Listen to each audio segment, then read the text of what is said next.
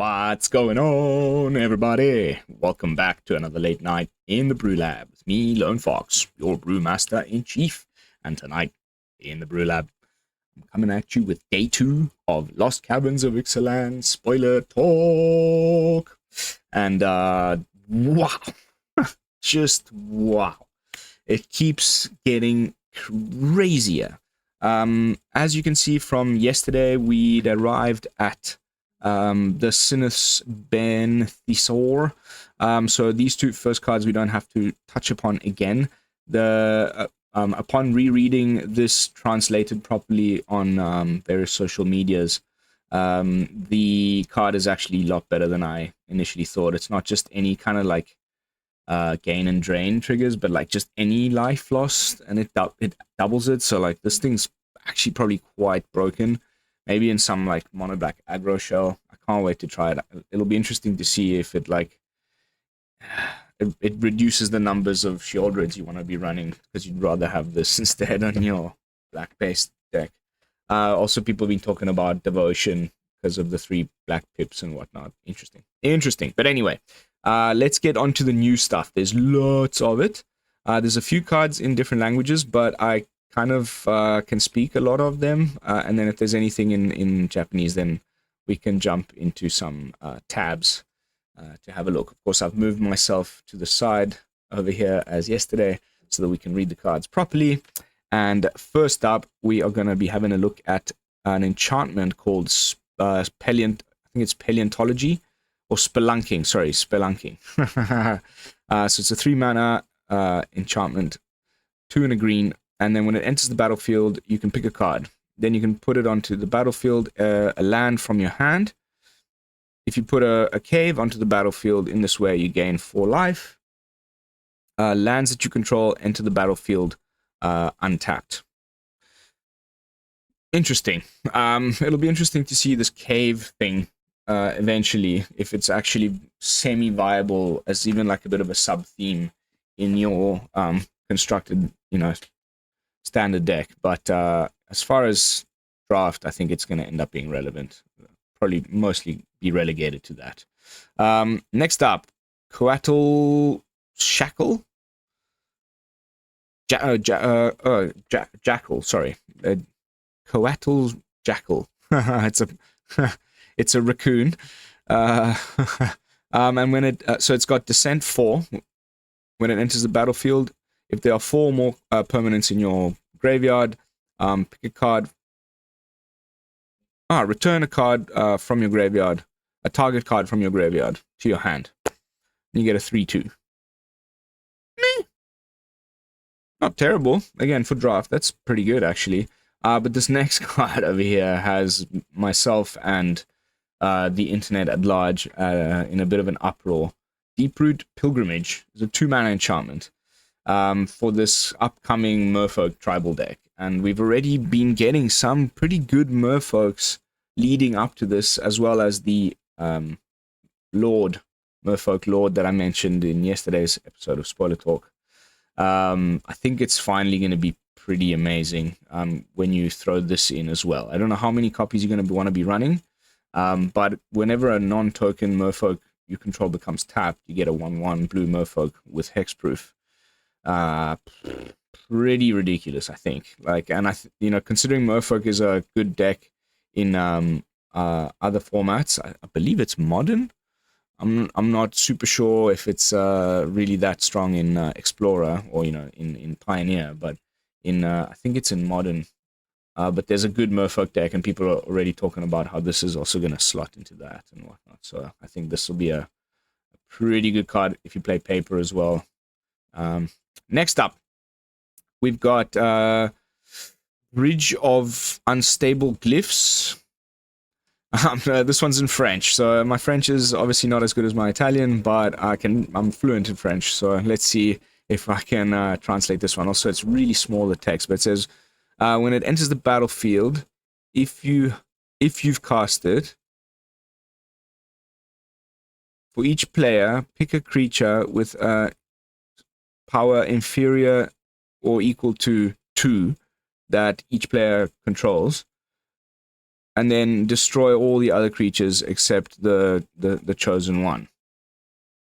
That's pretty nice. It reminds me of the -4 on Eternal Wanderer, but that costs 1 mana more. This is right. Eternal Wanderer is a 6-drop. This is a 5-drop that does a similar thing. You know, you both keep your worst creature, or no, I guess the Eternal Wanderer's -4 is better because you get to keep your best creature. But it's usually, you know, in a deck where there aren't that many creatures that you'd be playing that, so it ends up being that you keep your little 2/2 token from Wandering Emperor or something. But regardless, pretty nice little sweeper action on the ETB, and then you can craft this one with 1 artifact. So you got to exile this and 1 other artifact that you control or from your graveyard, and you pay 5 mana, 3 and 2 white, and then it transforms into the Glyph of the Errant Trumbull Sable, which is a 5/3 with flying. It's a golem. Wow, 5/3 golem with flying, and then every time, wow, okay. I actually did catch a look at this on Twitter. So every time an opponent casts a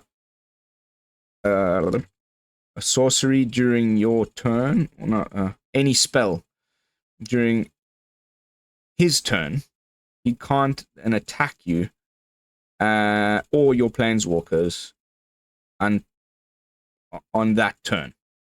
And then for each opponent that attacks you or a planeswalker you control, then you can't cast spells during their turn.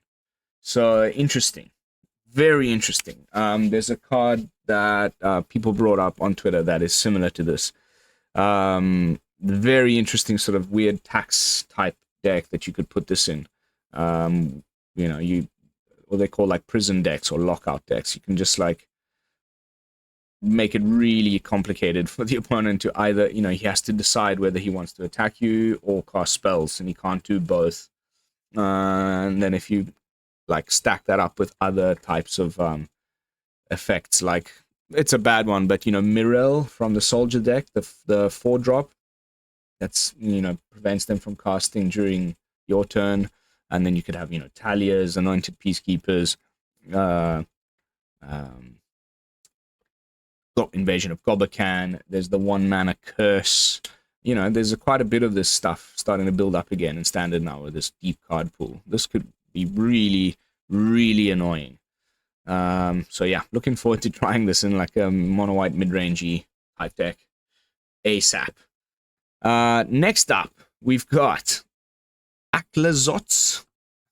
Aklazots, the Deepest Betrayal. It's one of these dual face cards that is a land on the backside. This is the mythic one from Black. It looks pretty ridiculous. You know, just because, I mean, I haven't seen this one yet, but the artwork, first of all, amazing. Bat God, this is the thing from Marrow's teaser. We've also got the fact that it's one of these things that turns into a land, so whenever it dies, it'll just come back as the land, and there'll be a way to get it back. And the amount of text that's on this thing, so it's a 4/4 flying lifelink.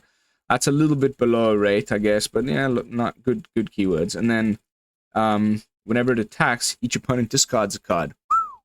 Oh, that's nice. Top end for a discard deck. We really needed that. Oh, that's a juicy card. And then for each opponent to count, you draw a card. So that's already just ridiculous. Then whenever an opponent discards a land card, you create a 1/1 black bat creature token with flying. And then when he dies, he comes back as Temple of the Dead, which it taps for a black. Or you can transform it back into Aklazots if the opponent has fewer cards in hand than you. 1 or few cards in hand. Oh, okay, 1 or fewer. So, you know, in your discard deck, you're supposed to make that the whole strategy. So the chances are that it'll be pretty easy to transform back. My worry with this when I first saw it was that it would just, you know, hit the battlefield, do nothing, and then just get removed. But as long as it is an exile removal, it'll probably get removed. You'll get a land, and then the very next turn you just flip it back, and then it won't have summoning sickness. If I've done, you know, when you transform, I think you can immediately attack, right? And then straight away you'll get all of the benefit from the rest of the text box. I think that's Pretty nice little card there. Like Liliana, there's the Invasion of Eldraine, I think, even with the fairy little thing that discards 2. We've got all the 1 and 2 drop, you know, duress type effects. Could actually end up being pretty good. Maybe play 2 of these alongside some Painful Quandaries. I've been you know, putting some time in with the discard deck, and it needed a card like this. I think this is actually going to be really nice. Next up, Sanguine Evangelist. So another vampire. So there's a what? Battle cry. Whenever this creature attacks, each other attacking creature gets +1/+1 until end of turn. And whenever it enters the battlefield or dies, you get a little black rat.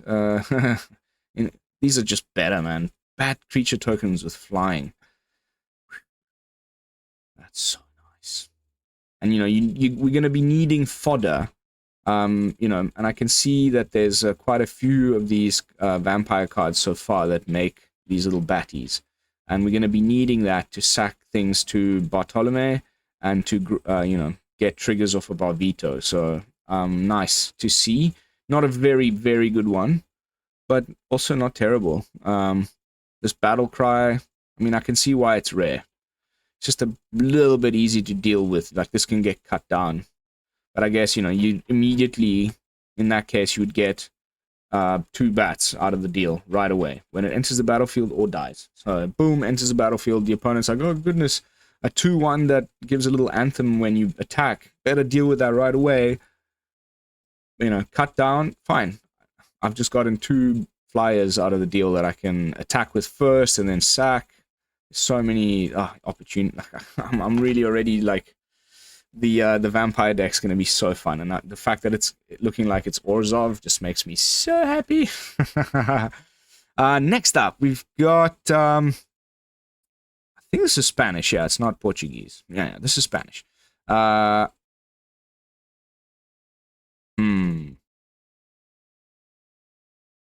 Dana pay to... Don't know what that means. But when it enters the battlefield, you explore. We'll click into this one later and see what this... I think Dinah is pay. Dos is 2. Don't know what Veses is. Next up. Woo! A 7 mana beast freaking enchant artifact creature. That's cool. I like that. Rare. 7 mana, it's a 0/0, and it enters the battlefield with 3 counters on it. Whenever it enters the battlefield or attacks, you create a number of 1/1 colorless gnome artifact creature tokens equal to its power. Then you can sacrifice another artifact, put a 1/1 counter on it. I guess cool to reanimate, but like you pay 7, you get a 3/3, and then you gotta slowly start to like put counters on it after that by sacking things. Seems a little silly. Still. Interesting.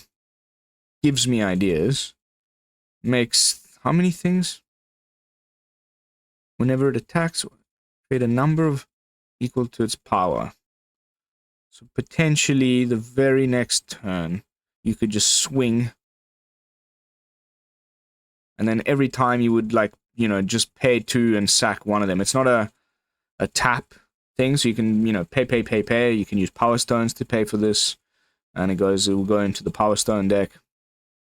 I just, you know, is it better than Cityscape Leveler, or, you know, just another copy of Portal to Phyrexia? I don't know. Maybe a one-of. I can't wait to test it out. There's a lot of this artifact stuff, like continuing to get support for it. It's super cool. Next up, Preacher of the Schism, another vampire, another 3-drop vampire, another rare 3-drop vampire. I hate it when like you have to make these choices because they both look pretty good. It's a 2/4 with Death Touch. You know, 4 toughness for 3-drop is great. It's like Adeline stuff. And then whenever it attacks, the player with the most life or tied for the most life create.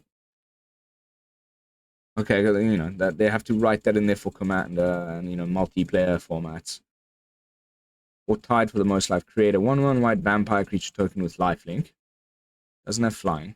And whenever it attacks, while you have the most life or tied for the most life, you draw a card and you lose 1 life. Interesting. So you can play with that because the little token you make gains you life, and then depending on whether you have more or less, you're either losing life and drawing cards, or you're making more tokens that can gain you the life to get back. Ding, ding, ding, ding.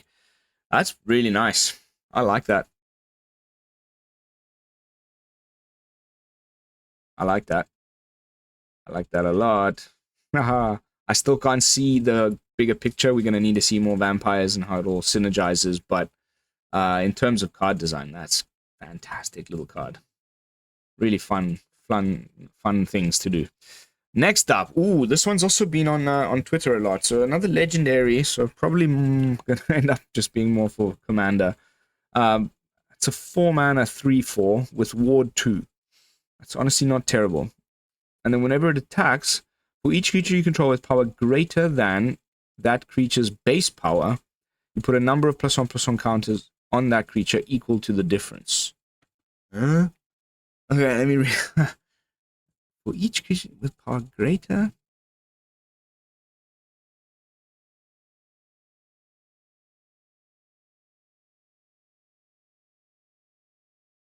Okay. So that means it keeps happening, right? So you have some creatures that have some sort of an anthem effect. You know, your wedding announcement has been flipped. So their power is greater than their base power. And then you would put +1/+1 counters on those creatures equals to the difference. The difference between, let's say, a 1/1 that you got off your wedding announcement, and it now became a 2/2 because your wedding announcement is flipped. There's only 1. So then you would get 1 +1/+1 counter. But then the following turn, if you attack again, now the difference from their base power is 2. So you put 2 counters. And it just... Is that... am I reading this correctly? Please, as always, sound off in the comments. But I think that's what that means. And if so, pretty cool.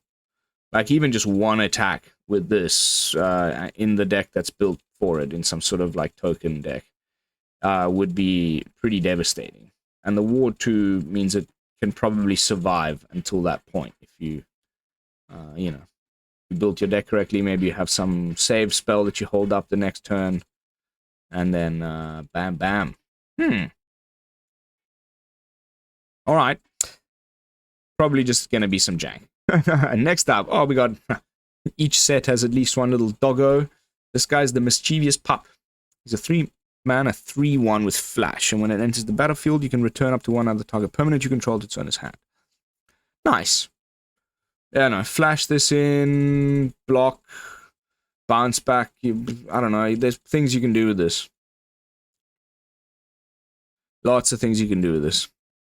And the 3 power means even just without all of the shenanigans, like, maybe you do the block thing where you one of the creatures you have on the battlefield you don't want to die, but you don't also want to take the damage. So as long as the attacker doesn't have trample, you block, and then flash the Mischievous Pup in and return the thing that you blocked with to your hand. So you can recast it next turn, potentially for ETB value, whatever. And then not only that, you get to untap with a 3/1 to keep applying pressure. I don't know if it'll make it anywhere really in Constructed, but like pretty sweet little uncommon for... might even. This flash deck reminds me of the Soldier that we have now, that like flashes in. If you bounce another Soldier, you can put a +1/+1, and you rebounce your flashy little Resolute Reinforcements. No. It's not terrible. Careening Minecart. 3-mana 3/3 vehicle. Whenever it attacks, you make a treasure. And it's only got crew 1. And it's a 3/3. Hey, that's not terrible. That's not terrible at all. Maybe even just, a couple copies in your, like, Teething Wormlet deck. Or put it in your, Anvil decks. You can crew it with the little 1/1 that the Anvil makes, and then, you get treasures to use for the Anvil or pay for stuff. That's cool. And the set is gas. Just so many well-designed, nice cards and like trippy, weird designs. And like the mechanics. I don't know. I think Discover is going to end up being a little bit problematic. But other than that, I mean, it's definitely going to be fun. Next up, we got Skullcap Snail. 2-mana fungus snail. So cool that it's got also fungus because of the Lord guy, the Myco Tyrant from yesterday. And when it enters the battlefield, target opponent exiles a card from their hand. That's nice. That's not bad. That's like, you know, we've got a few cards like this right now that, like, you know, there's the little, right now, oh, there's so many. So there's a vampire that does it. There's a little bug, scarab beetle thing that does it. But this time it's exile. You know, to go along with our little bat god here. Not terrible. Usually, no, they're all 1/1s. And then you just chump block with it. You know, it did what it had to do. Crazy artwork. Next up, this one I have put on a tab, so I will read it later. This, I'm going to need your guys' assistance, because we've seen other mythics today, but this one's symbol is different, so I'm not sure why it's here. Is this supposed to be in a different, you know, it says LCC, this is, all the other ones say LCI. I don't know. I'm just going to have to, but I can read this one. It's in Spanish. Legendary artifact, chromatic, planetary, chromatory. You can use your mana as if it were mana of any color. Taps for friggin', wow. And then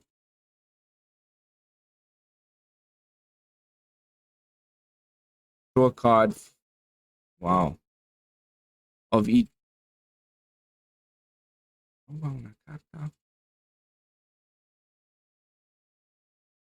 Yeah, so basically draw a card for each color of permanence that you control. Interesting. This one I can read as well. El Alijo, or I don't know, I can't, maybe it's one of just the names from, you know, because it's a Mesoamerican set. Maybe this is what it is in English as well. Alijo de Explorador.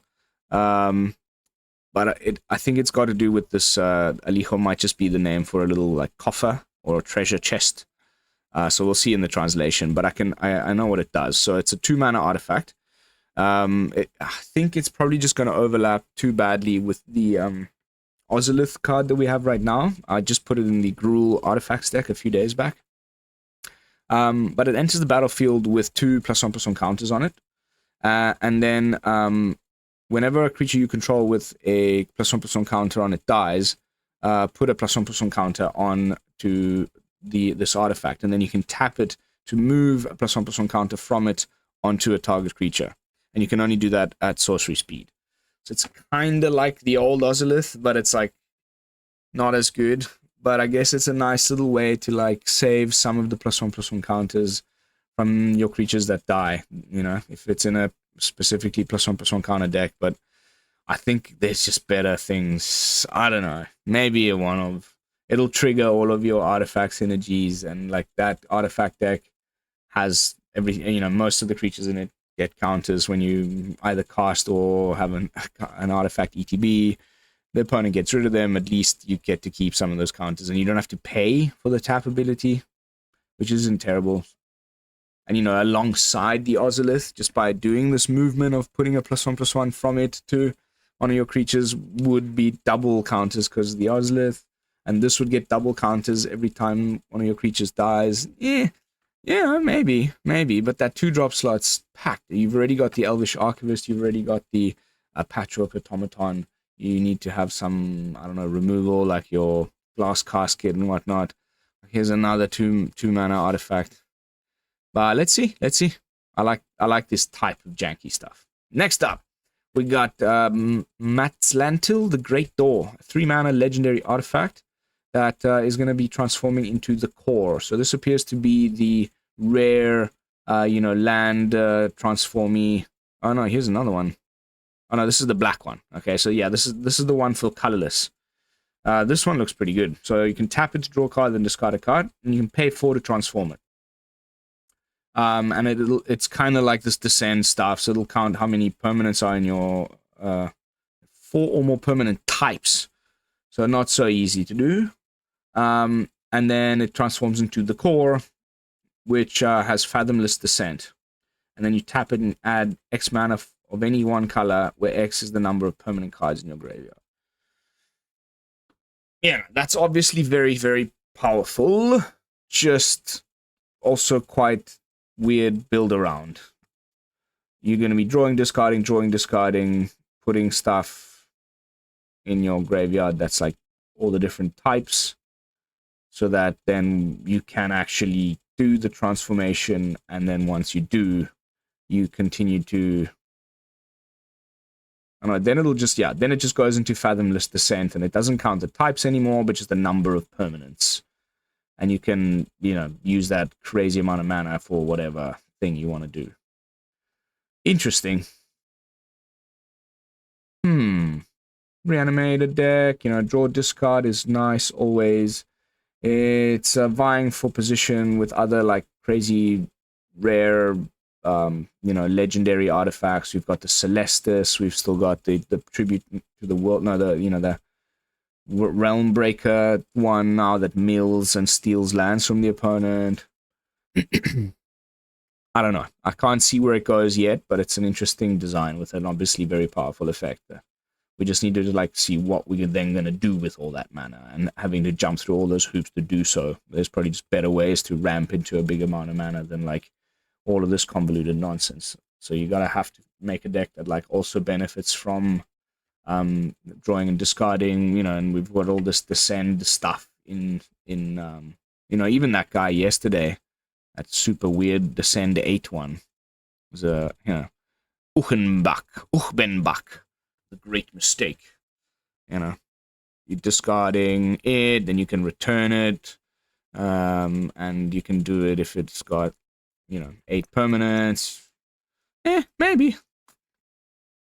Next up, Perion's Journal, the rare bland and thing from black, looks like, because this guy was the mythic one. Here's the rare. I wonder if they work together, considering the backside is called the Tomb of Aklazotls, and that's what this guy is called. So sacrifice another artifact or creature, draw a card, activate only as a sorcery, and then you can discard it from your hand and transform it. Oh no, discard your whole hand and then transform it. You'd wait until the time when you don't have anything to discard, so then it doesn't matter. So wait. Not real synergy happening with the front side much, but nice that you can, maybe even this will go with the veto. It's another way to sack stuff. Draw a card is always good. And, you're descending, because maybe the thing you sack, it's going to the graveyard. And then let's see what the backside does, though. So, of course, it just taps for a black, but then tap, you may cast a creature spell from your graveyard this turn. If you do, it enters the battlefield with a finality counter on it and is a vampire in addition to its other types. Misha likey a lot. That is cool. That is a cool thing.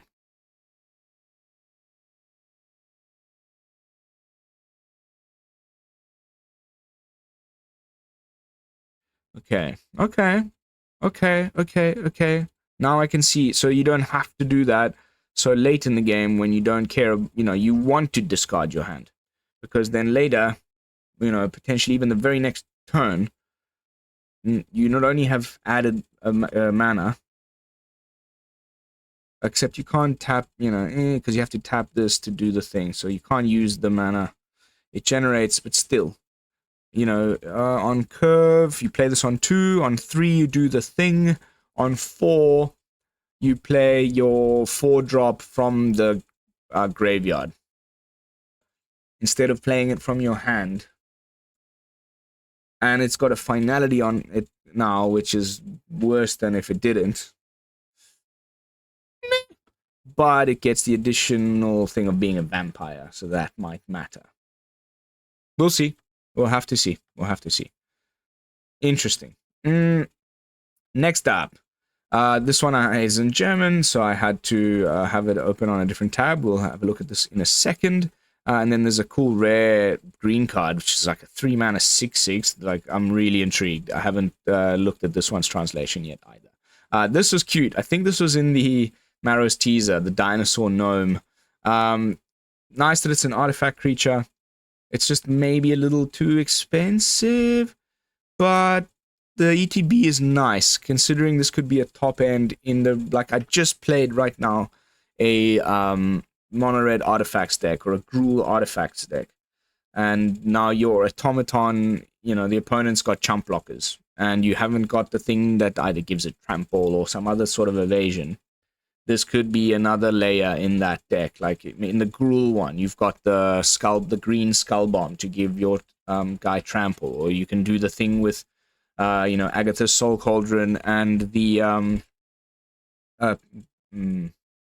little Ginger Brute. But this could also be nice because it, you know, you cast it, it triggers your Patchwork, enters the battlefield, give the target creature you control menace until end of turn. So you give it, you know, your automaton menace, and it has menace, and it's got 4 power. So not too shabby, actually. Can't wait to try it. Like, I've been loving these artifacts decks over the last few days. Those of you who follow the channel closely will know. Like, I've just been posting, you know, Sir Ginger stuff and artifact decks, and I've got another one lined up for tomorrow. So stay tuned. But that is it as far as the English ones. Let's just refresh the page once more. Make sure nothing new's come through. No. So now we can start tabbing to the German things that I couldn't translate. We've got the Gold Fury Strider. 5 mana for Golem with Trample. Tap 2 untapped artifacts and or creatures you control. Target creature gets +2/+0 until the end of turn. Activate this one as a sorcery. Meh. Meh. Utter trash. Then we've got the Sonnenvögel Standarde and the Sonnenvögel Abbild. One is the Sunbird Standard and one is the Sunbird Effigy. Abbild is an effigy in the German. So we got another 3-mana artifact that taps for a mana of any color. Okay, very crowded slot, maybe in limited, but you can craft it with 1 or more permanents and or 5 cards.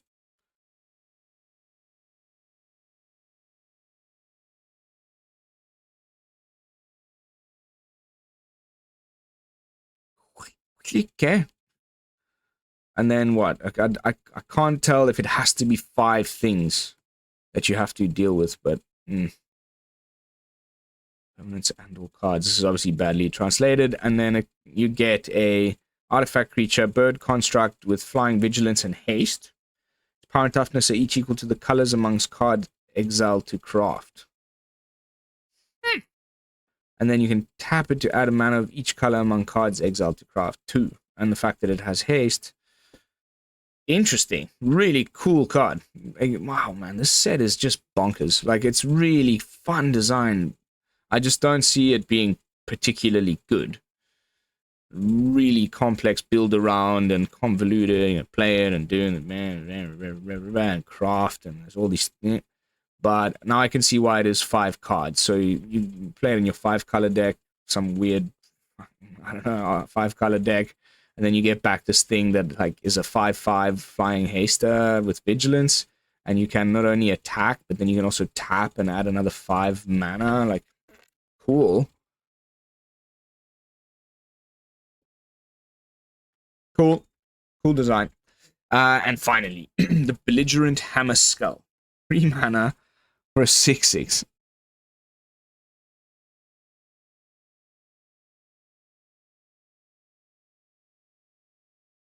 That is ridiculous. What? What? I mean, it doesn't have trample at least, right? But that is a 3 mana 6/6. You know, you play it on 3, on 4, you play another dinosaur. Like, there's thousands of dinosaurs. There's even 2 mana dinosaurs. Like, and then, so you don't put a stun counter on it. And you just keep going. Boom, boom, boom. And, like, the opponent has to really, like, hold up removal. And, you know, okay, obviously you just go straight for it. But maybe the removal they have isn't, like, you know, the red. They're like, oh, come on. How's red gonna deal with this? You just don't attack. You just block everything they play. I mean, the 3 drops in green just keep getting bigger. Let's see if it finally is viable. Like, maybe mono green dinosaurs, super stompy boys. But I think Gruul. It's just going to be Gruul or Naya. Regardless, this is just a ridiculous card. 3 mana 6/6, everybody. At least it doesn't have trample. All right. So I think, yeah, that's it. Key takeaways from today. I think this Pont de Glyph Instable is going to be particularly good. Yeah, really annoying in the right shell. I think this is going to be really annoying. Just because I'm a vampire tribal, like, kind of junkie, probably my favorite card of the day is going to go to the Sanguine Evangelist. It's between these two. This was also a really cool design. Cannot wait to play with these two. Definitely my top 2 of the day. What's going to end up probably being the most impactful in terms of, like, warping the format and whatnot. I don't know. Probably this Deeproot Pilgrimage. The others just seem a little bit too complicated and weird to pull off, but definitely super fun to play with. But yeah, I think in terms of, like, actually warping the meta, the card from today, in my opinion, that has the most chance to do so is going to be the Deeproot Pilgrimage, and then top 2 favorites personally, the Vampire Clerics. Whew! Epic. But yeah, guys, thank you. This is it for the episode 2 or part 2 of Lost Caverns of Ixalan spoiler talk. I hope you enjoyed it. If you did, leave a thumbs up, subscribe to the channel, and you know, leave a comment down below. Of course, stick around for the part 3 coming tomorrow. And until then, this is Lone Fox from the Brew Lab signing out. Peace, y'all.